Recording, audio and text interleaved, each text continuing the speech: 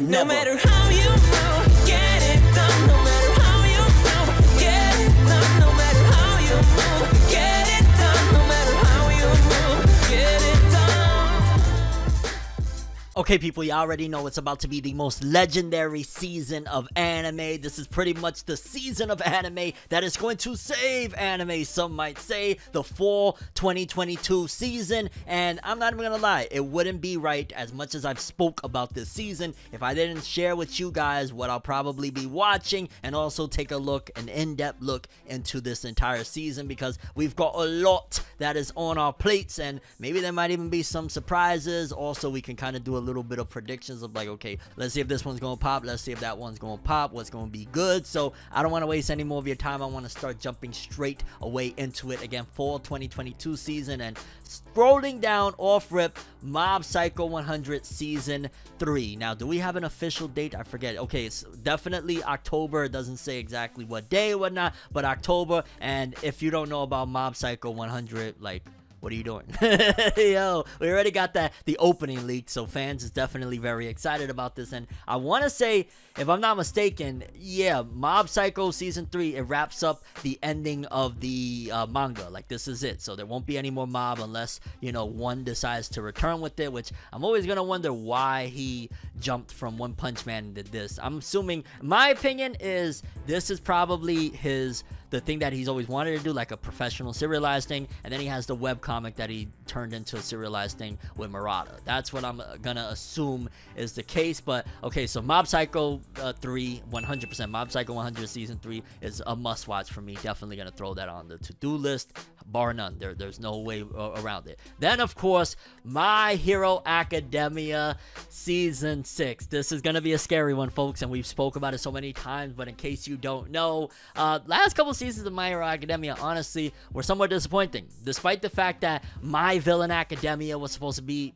epic as hell, despite the fact that Overhaul was supposed to be epic as hell, fans felt very disappointed when it came back, and they were like, wait a minute, why is the Overhaul stuff so stiff and the animation ain't on par the way it was like in season 3? And then likewise with season 5, it was just like season 4 and 5 weren't the greatest. Season 4, I feel like it was probably to a lesser degree, and it was mostly due to aesthetics. Season 5, they switched things around and they downplayed and they strayed away, so to speak, from the source material, because essentially it was a villain-centric thing, and due to the popularity of the series and due to what essentially it promotes, you know, this whole delinquency, so to speak, they put it to the back burner and focus more on other avenues and aspects of the series, and that's why season 5 failed. Like, season 5 was supposed to be the best season up until season 6, and it failed. And a lot of people would, you know, argue, well, okay, it was because it was villain-centric, they were the ones in charge, you know, My Villain Academia, you can't do that. But, you know, it still nevertheless stands that, wow, that was disappointing as hell, because we waited a while and we got what we got. Season 6, however, there's no excuse, because there's no movies seemingly in production. We only had those like OVAs that were going to theaters or whatever, but there's no movies supposedly, right? So you can't have the art and animation dipping in quality reason like season 4, and then this isn't like My Villain Academia, despite the fact that the villains have a massive part in all of this. This isn't about the villains being in control of the narrative, so ideally it shouldn't be problematic, right? Hopefully not. Hopefully they actually get it right, because season 6 of My Hero Academia, if they do get it correct, it'll be one of the biggest things. It's going to be interesting, because again, we got a lot on our plate for this season, but no doubt in my mind that if Studio Bones doesn't drop the ball and they adapt it properly, this is going to be huge, and this could even boost My Hero's popularity even further. But it depends on how Studio Bones likes to play this, and how they pull their cards, so to speak, play their cards. But My Hero Academia Season 6, definitely another must-watch. So we got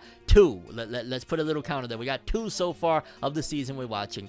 Spy Family Part 2, that's next on the list. Now, I'm gonna keep it real, I'm way behind on season 1, and it's been over for a little bit, or shall I say part 1, because this isn't season 2 technically. I take that back. This is Spy Family Core 2, essentially the next 12 or 13 episodes, which is pretty much just breaking down a 24 episode season into 2 cores or whatnot. I think they're doing like split production of, what was it, Wit and Cloverworks, so probably also to make sure that they don't drop the ball, they're giving themselves extra time in between. I'm gonna keep it real though, like I said, I'm not caught up on Core 1 to jump into part 2.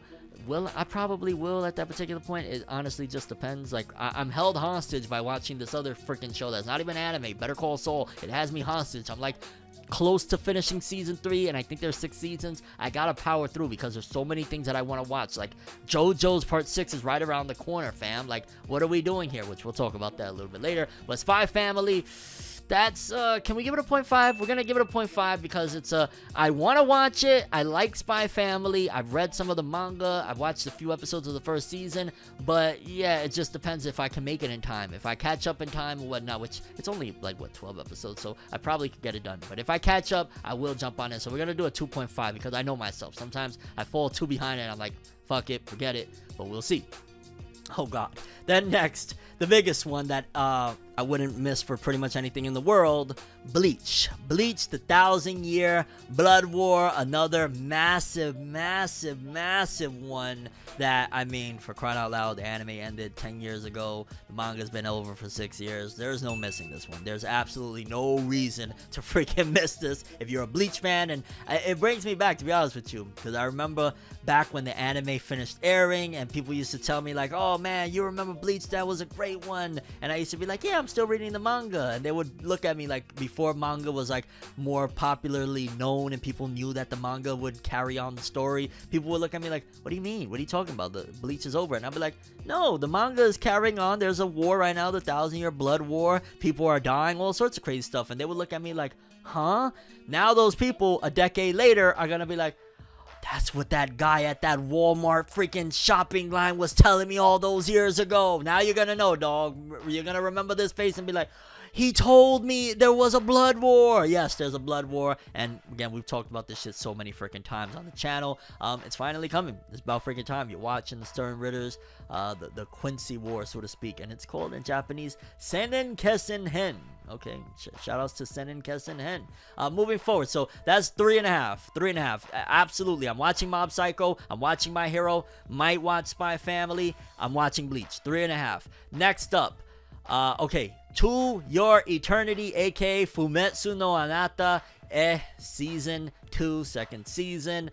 Man, it's gonna be tough. Well, for starters, with my plate being filled, but besides even that, that one really gets me sad. And I'm gonna be honest with you, I sometimes try to avoid stuff like that because realistically, as I'm getting older, do I want to watch something that's gonna make me sad? And don't get me wrong, by no means am I trashing on the show. I'm saying that it's so freaking good and gets me so freaking immersed that I remember with some of the Google episodes and stuff, like, dog, it had me like howling like an animal.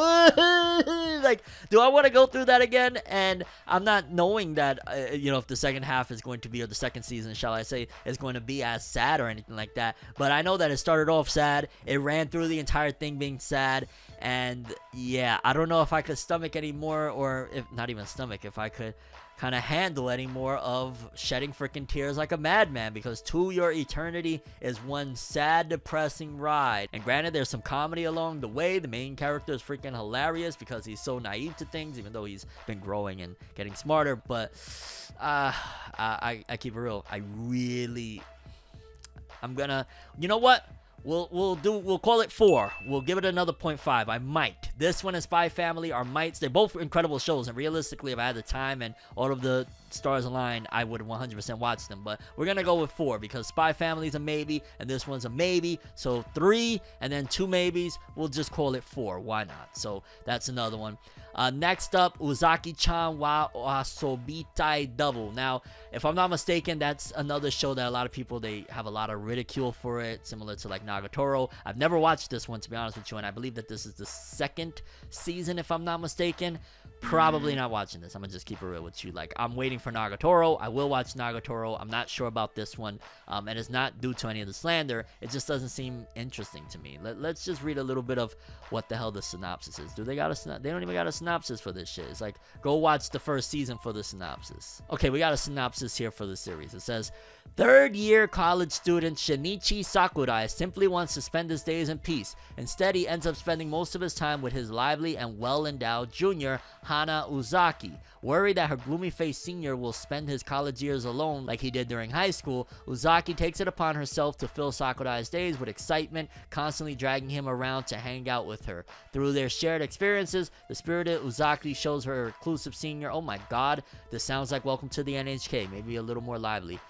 Spending time with friends can be worthwhile, and although Sakurai finds Uzaki's endless teasing to be a great annoyance, he continues to enjoy the days they spent together, many ending in some hilariously misleading situations. So it sounds like Welcome to the NHK meets Nagatoro, where pretty much this girl is dragging the shut-in out of his shell. It could be good, but yeah, I'm still probably not. It doesn't... I'll stick to Nagatoro. No offense to the show. I'm not shitting on the show. I don't know too much about the show other than that synopsis, but it sounds like something maybe worse than Welcome to the NHK, and I love Welcome to the NHK, so... Blue Lock! Boom! Another one. So we got 5. I'm watching this. This is the new sports series that's about to take over the world. This is new Haikyuu. I've been dying to get into a new sports series. It's been so freaking long. It says here, synopsis, in case you don't know anything about Blue Lock.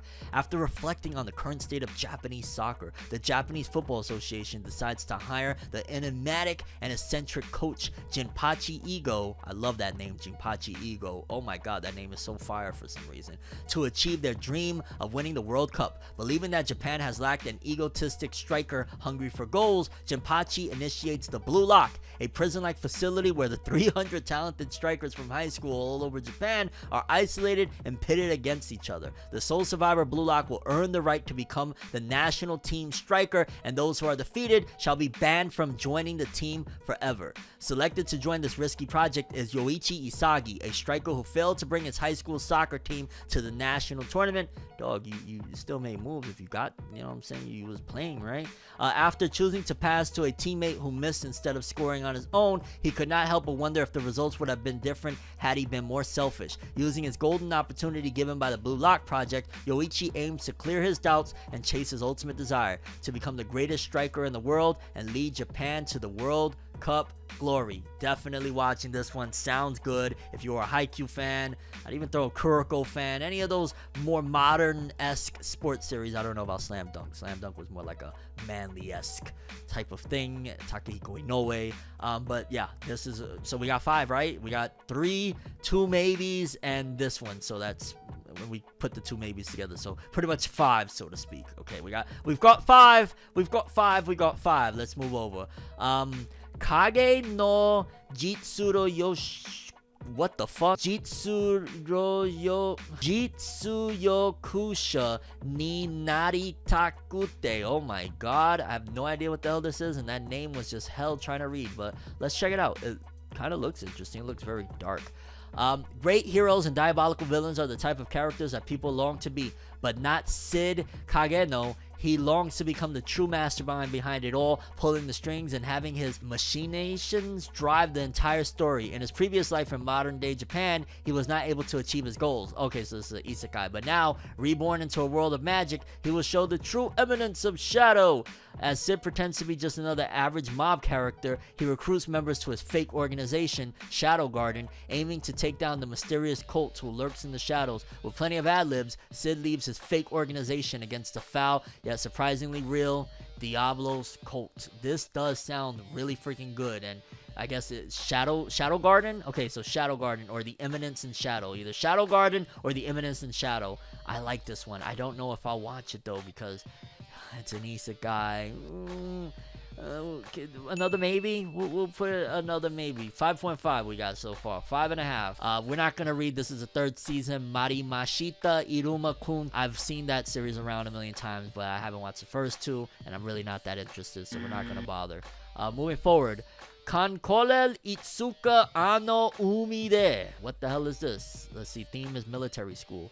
And, oh, this is the 2nd season. Okay. And it's only 8 episodes. Okay, and I where's the freaking synopsis? I wish they would put synopsis even for the 2nd season. Like, why not? And yeah, I'm not even gonna bother. Whatever. Don't know about it. Not gonna get into it. Now, Golden Kamuy. If you don't know about Golden Kamuy, I've got a video somewhere around here. I'm sure that I'll put on the screen. Maybe so. But I'll give you a brief synopsis of season 1. This is the 4th season, and I'm like on season 2 still. But essentially, Saiichi Sugimoto is feared as the immortal Sugimoto for his savagery on the battlefield during the Russo-Japanese War, but he is by no means a war hero. Sugimoto has been left to fend for himself after his release from the army for nearly killing a superior officer. Braving the rough terrain of Hokkaido, Sugimoto is now searching for gold in order to keep a promise to his lost brother in arms. His efforts have been fruitless for a long time until a mysterious traveler tells him of an urban legend that would rid him of all of his troubles. According to the legend, a criminal stole the gold of the Ainu,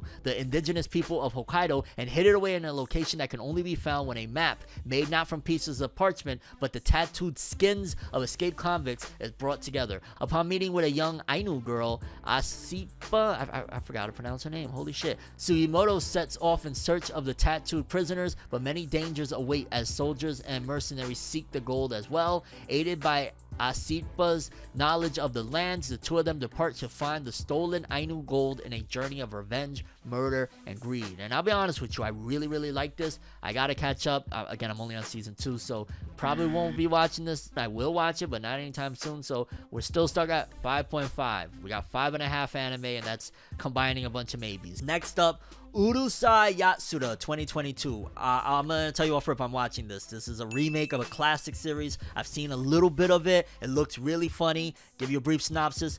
Not much is notable about the lecturess Ataru Moroboshi, but his extraordinary bad luck sticks out like the horns in an alien's head. When Earth is threatened by a fleet of alien invaders known as the Oni, Ataru is selected to represent humanity in a duel against one of them. It's a stroke of rare luck for Ataru that the duel is in fact a game of tag, and that his opponent is Lum, daughter of the Oni's leader, who places her personal dignity above victory, as Ataru finds out by seizing Lumi's bikini top, and with it, victory. However, misfortune kicks in again when Lum mistakes Ataru's promise to marry his girlfriend, Shinobu Miyaki, as the desire to wed Lum herself, and decides she rather likes the idea. Wielding her influence as an alien princess, she moves in with him. Forced to deal with the consequences of his womanizing ways, Ataru must balance his crumbling relationship with Shinobu while keeping Lum happy, all the while flirting with every woman he meets. And by golly, if I don't watch this, I'm not a red-blooded man. I'm super freaking watching this. This shit sounds freaking fire. Urusei Yatsura, and I think it's probably gonna be like a bajillion episodes if I'm not mistaken. I think the older one was like really long, but this sounds hilarious. We got 6.5, baby, because I'm watching this one easily. Moving forward, Tensei Shitara Kendeshita. What was... Okay, let's just read the synopsis. I'm not really all that interested. The hero of Tensei Shitara Kendeshita differs from your standard otherworldly protagonist in that he is reincarnated as a sword. Beginning his quest by spawning in the middle of a beast-ridden forest, he encounters an injured girl frantically fleeing for her life. Saving her from her assailants, the pair acquaint themselves, and the girl introduces herself as Fran. She bears a heavy past, having endured the enslavement and maltreatment of her tribe, the Black Cats. As the hero is unable to remember the name from his past life, the young and tenacious Fran bestows him the name Shisho and becomes his wielder. Thereafter, Shisho and Fran become a formidable team, embarking on quests to liberate the oppressed and exact justice. Sounds good. This season is very tough, and I'd be lying if I say yeah I'm gonna watch. I'm probably not gonna watch that. I'm gonna just be honest with you. It sounds alright, sounds dope, but probably not. So still we had 6.5. Then we got Shinobi Itoki. After surviving an attack from the rival Koga clan, Itoki Sakuraba, an ordinary boy, discovers that he is the 19th heir of the Iga ninja. Itoki learns to become an Iga clan ninja and joins the war between the Iga and Koga clans. Is there any more? Because like the art looks kind of cool. Is there anything else to this that I could see? Probably not gonna watch that one. Then moving over, Popu Te Piku, second season. Not watching that. Just keeping it real. Okay, what's this one? Akuyaku Reijo na... What? Let's just read the synopsis. Acutely ill, a young girl has spent most of her life in a hospital room playing otome games to fill her time. However, she one day finds herself in the midst of a scene from one of these games as the story's villainess, Irene Lauren...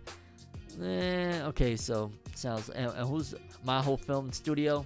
Probably not watching, if I'm being honest. Next one looks interesting.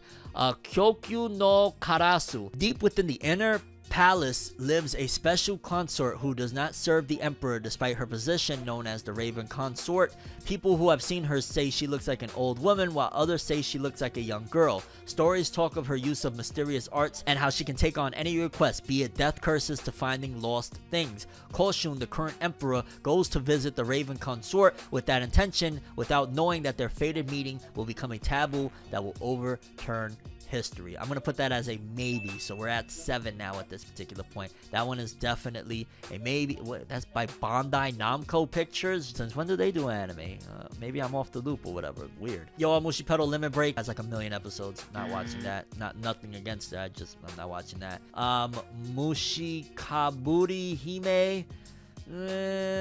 Oh, wait. I was about to shit on it. But it's by Madhouse. Hold the phone. Let's at least give it a shot and read. Wow. For as long as she could read, Elena Bernstein, more commonly known as the Bibliophile Princess, has preferred the company of books to that of people. However, as a noble, it is her duty to find a suitor. Fortunately for her, Crown Prince Christopher Sercure, can't even pronounce that, proposed a deal. He will protect her free time, and in exchange, Elena will be his fiancé in name only. Well, that's no fun. You want to be a fiance in name only? The years they spend together are bliss as Elena learns to open herself to others, but all good things must come to an end. For Elena, who loves books more than people, ending their fake relationship should be no big deal. But as Christopher grows close with another girl, Elena begins to realize that she isn't as indifferent to him as she once thought. I'm gonna take the leap and say I'm gonna watch that one because it's also Madhouse and that sounds interesting. So what does that bring us to? 8 now? 7 or 8? Ooh, what was we at? I lost the counter. I believe we're at... I'm gonna say we're at 8. Then we got Nomin Kanren. Oh my god, they're gonna kill me with these names. No Skill Baka. Okay, yeah, we're just gonna read. AI Wayne, a young man who aims to be a top-notch farmer, has refined... Yeah, okay, I'm not watching him. Yusha Party... No, I'm not watching it. Let me cut the malarkey, and I'm gonna start skipping some of the ones that I just know. Bar none, I'm not watching. Mobile Suit Gundam, The Witch from Mercury. Ooh, an era when a multitude of corporations have entered space and built a huge economic system. So the real world, no. A lone girl from the remote planet Mercury transfers to the Astacasia School of Technology, run by the Benerit Group, which dominates the mobile suit industry. Her name is Suletta Mercury. With a scarlet light burning in her pure heart, this girl walks step by step through a new world. 8.5. It's Gundam, so I might watch it just because it's Gundam, but Bochi the Rock, what the hell? Oh, it's by Cloverworks. Let me just read. Hitori Goto is a high school girl who's starting to learn to play the guitar because she dreams of being in a band, but she's so shy that she hasn't made a single friend. However, her dream might come true after she meets Nijika Ijichi, a girl who plays drums and is looking for a new guitarist for her band. It's Cloverworks. Realistically, I'm probably not gonna watch it. It sounds like a typical I've watched a million times type of show, so we're still at 8.5. Cool Doji Danchi, play it cool, guys. Oh, it's by Periot? Studio Piro? Hey, okay, let's see. They are handsome guys who are cool but a little hard to approach. However, they are all clumsy. Because they are clumsy, they're relatable. Because they are clumsy, they're adorable. Okay, yeah, I'm good on that. Moving forward. Yamano Susume Next Summit. Not sure about them. Is this a new anime? Oh, I think it's a continuation of something else. It says it's a new Yama no Susume anime. Probably not watching. Futoku no Guild. Kikuru Madan is a monster hunter with excellent performance because of his particular job in the forest, but he decided to quit it because of fear wasting his own youth. Probably not watching that. I'm gonna just keep it a buck with you. I noticed that studios do play a part. Have you noticed? Like, I'm like, oh, what studio? Not watching that. Love Alternate second season. Okay, second season. Not watching. Uchi no Shisho wa Shippo ga nai. No idea. Litten Films. Well, Litten Films, sometimes they have some decent titles. Mamade is shape-shifting tanuki girl who dreams of becoming human someday. One day she turns into a black-haired beauty and heads out to Osaka, but is soon discovered. One beautiful woman relentlessly says to the depressed Mamade, go back to where you came from. Calls herself Rakugo ga Probably not gonna watch that one. Actually, the next couple I'm probably realistically not going to watch, so we're gonna just skip on down a little bit. Eternal Boys, is this like a continuation of The Boys? Eternal Boys, let's see. The story follows 6 middle-aged men who have experienced success and failures in their lives. One day they decide to become an idol group and overcome such barriers as their age and their physical condition. I'm gonna throw it in and say I'm gonna watch it. Nine and a half ones. We got 9.5 ones, baby. Let's go. Okay, Vaz Rock the animation, no. Pui Pui Molker, no. Megatron second season, no. 4 wa Sore Zore, no. And Yuri no Aida, what studio is this? Any of these studios? Yeah, they're not even any studios I'm familiar with, so no on that. So that's pretty much all of the anime TV series. We got 9.5 of them, combining a few maybes, almost 10 anime. And a lot of them are very big. So like, even let's just say if I don't watch a few of them, at the very least I'm gonna be watching like six or 7 shows this season. Freaking bananas. Then on OVAs or ONAs, I call them original video animations like they've always been. The Natsu no Taizai Ensei, I thought that was films. Oh, so they're classifying them as OVAs. So the 3D CG 7 Deadly Sins, no, that's December though. Okay, so it's before the winter season. I'm confused on that one. More than likely, as crazy as it sounds, you're probably gonna say, what? I'm probably gonna watch them. I'm gonna just keep it real, because I'm starting to, I feel like I gotta condition myself to watch 3D CG because it's the inevitable future. Maybe that's just me, but I'm gonna watch them. I don't know if I'm gonna enjoy them per se, but I'm gonna watch them. Tiger and Bunny 2 Part 2. Shout out to Tiger and Bunny. I never finished the first one. Then movies. Let's see. Anything in the movie section? I'm just gonna scroll through anything. First Slam Dunk. Oh shit, no, I forgot it's 3D CG. Well, oh god. Yeah, maybe that one. I don't know. Is there any big studio names that I'm familiar with? Zero G. I'm horrible. Like, I know. Like, why are you looking at studio name? Well, if it's a dope studio. Out of all of them, let me just read this one. Oh, that's the slime one. Tentara Shidai Slime. Oh, that's the slime one. I'm not caught up on the slime. So, none of these movies look particularly... Well, what's that? Boku ga Aishita Subete no Kimi e. A world where it has been established that people routinely swing between slightly different parallel worlds. Koyomi Takasaki, who lives with his mother following his parents' divorce, enrolls in a local university prep school. Due to the atmosphere concentrated on studies and his social awkwardness, Koyomi is unable to make friends. One day he is suddenly approached by his classmate Kazune Takigawa, who tells him that he has traveled from the 85th world where she and Koyomi are lovers. Let's throw that in there. I kind of want to watch that. Holy shit. Is there another name for this shit though? Because I'm never going to remember. Bokuga. I mean, I guess I could go back and watch this one, but To All of You That I Loved, I'm watching that one. Easy. That's a movie, right? I gotta watch that one. That sounds really good.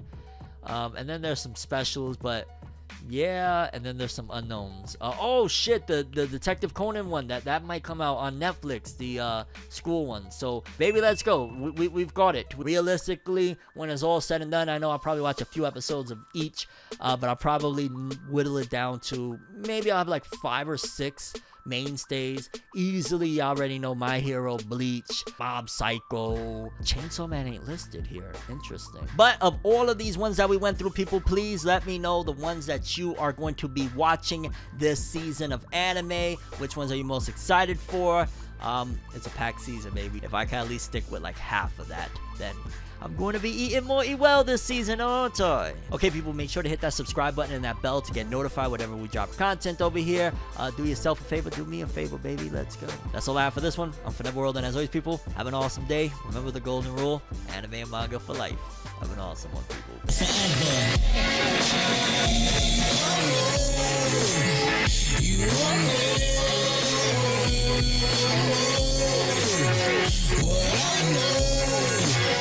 So just go to ForneverWorld.